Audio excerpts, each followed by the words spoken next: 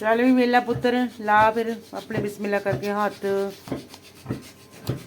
कितना खोपरा पाता, पूरा खोपरा ही खा देता। खत्म हो गया। चलो जी, कितना ज़बरदस्त हो गया ना, बारीक बारीक। ये देखो कितना ज़बरदस्त हो गया। चल नमी इनू घुमा दरा पुत, घुमा दरा, घुमा इनू। वेले वेले,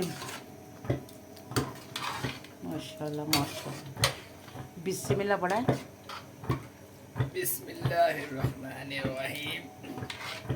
पहले पढ़ना सी तो खोपरा कर रहा सी। ले जी, हम बना रहे हैं जी गजरेला।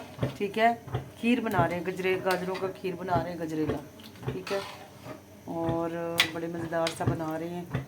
दूध हमने इसमें शामिल कर ली है 1 kg, और गाजरें हमारी थी 1 kg, और चावल थे इसमें जी 1 पाव, और खोपरा जो था ना एक पूरा, इसका आधा हिस्सा।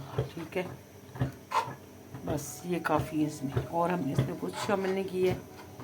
ज़बरदस्त सा हो रहा है, बस ये थोड़ी देर में हो जाएगा माशाल्लाह जी। यहाँ पे हमारा गजरेला जो है वो तैयार हो चुका है। देखिए, देखो जी, वेला मुंडा आ गया। चल वेले मुंडे पा, वेला पुत्र आला जी।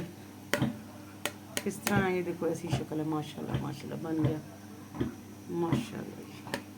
इसका बुखार है, इसमें मैंने दूध शूध डाल दिया है।